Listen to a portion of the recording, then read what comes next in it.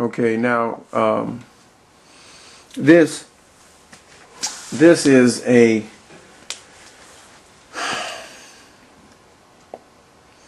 these are shackles that you found on the and how did you come about this? The shackles come from the Gulf of Guinea. And what are they?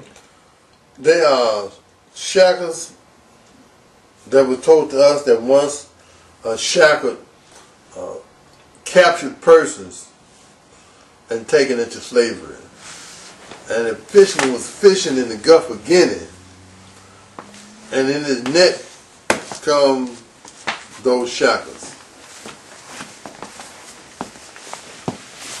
And the reason we chose not to break them or crack them is because, like in your book, the unshackled person, see, it indicates it still has the potential to shackle people. But those are unshackled. So when one looks at them, one can imagine how it would feel to have been shackled in that apparatus. But the mentality of it is that you don't have to be shackled. Let's look at it here. This is one piece. Right. Right? These are for the hand. And, yes, sir. And it's connected, and this goes to the neck. To the neck. And then they put a lock on the back, it closes it, and put a lock on the back, close it and close it. Now, what strikes me about this is how heavy that is. I mean, that, you know, this is, you're talking about somebody locked up in this for weeks. One has to imagine that the person who put the shackle on another human being felt as if those people were dehumanized, like a beast. So why should one worry about how heavy something is to keep a beast from fleeing? Because the person that were encased in those chains were not viewed as human beings. This one here is leg shackles. Yes, sir. A restricted movement. So, one of the things that I'm always amazed by is when I watch young brothers today walk with their pants hanging, I think they call them sagging, is that it gives you the appearance that they are walking in shackles. Right, right. Just the way they have to maneuver. Yeah, it's just the exact same. I hadn't thought about that. Yeah, I was sitting at a stoplight watching a group of brothers, and I watched how they walked. Their shoulders were forward, their heads were down. Okay. And I thought, my goodness, you know, we only think we don't have shackles. Right back to the shackling of the mind or the unshackling of the mind. So, how did you end up coming about these? Oh, through bartering with some traders in Ghana, West Africa. Because there's a certain consciousness that arises in a person when one sees shackles. And one had heard about shackles and read. But I know too many people on this continent that I knew who had seen shackles. And you were talking about the young people and how they may or may not understand how life is today. And for me, that served as a reminder how persons have been treated and also can be treated.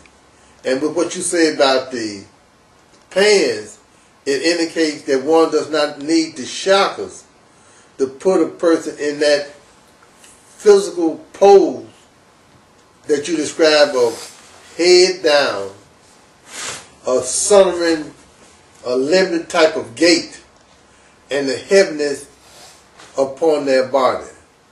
Those shackles would do that. But you were not talking about someone who had iron shackles a few minutes ago. You were talking about a person who was walking down the street, a person who were walking down the street without a belt but whose clothing attire will put that person in the same physical alignment as the shackles. And we have to ask ourselves, how did we get to the point of where our babies, young people on the street, who don't even know anything about this, yet they display in their minds and hearts exactly the process that our ancestors went through. It's incredible. And that presence of being, that person, not only the man, you described that presence of being, just them. Yeah, I mean it brings to mind Willie Lynch, doesn't it? Very much. Exactly. I thought about that just then. That's true. It brings to mind, you know, what they say, it would work for you. Long after the shackles are gone, they'll continue to behave as if they were shackled. And that's what you described. Exactly. Exactly. First, that gate, I hadn't thought about that gate. It's a shuffling type gate. Exactly. It's restricted. It's restricted movement. Exactly. And you know, I saw one run across the street at the stoplight, and you know, I had to take a double take because I thought I saw an enslaved brother running from the dogs, because he had the exact same gait that a Kunta Kinte would have had, that led up to the notion of him getting the action of him getting his foot cut. I wanted to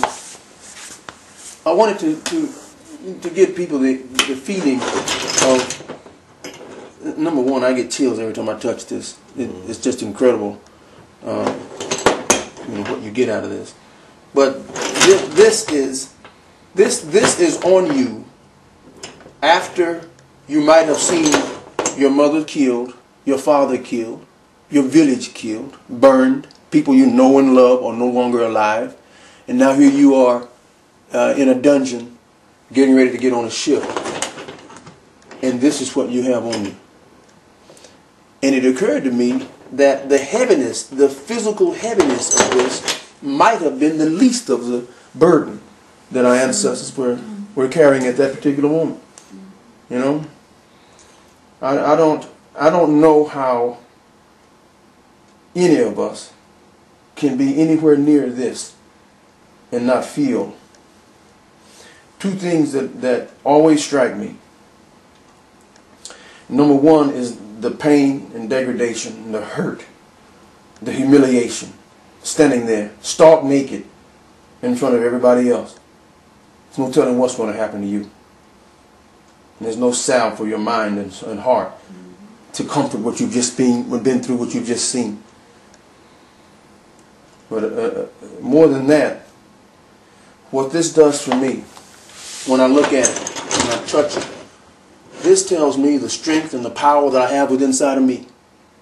There's nothing on earth I should not be able to do. I came from this. What does this world have to offer me now? What can they do to me now that could be more than this? Nothing. No, Pastor, part of you came through this because you had a history prior to this. Yes, yes. And we were talking about the Kemet in Ethiopia. Yes, yes. You had a history. Now this is part of a small part of our history, right, when you look at it in its totality. But what I want to do is that I want to use examples like this to show our people that this is nothing to be ashamed of. This is something that we can draw strength from. It's just depending on how we choose to look at it. You know, never again is what some people have said. Right. Yeah. Never again. Yeah. When they look at that, never again. Exactly. This, never again. Exactly. And when you said that, I immediately thought about the gait of our young brothers again. Right. You know, trying to figure out a way to traverse. That's basically all they're trying to do. And it starts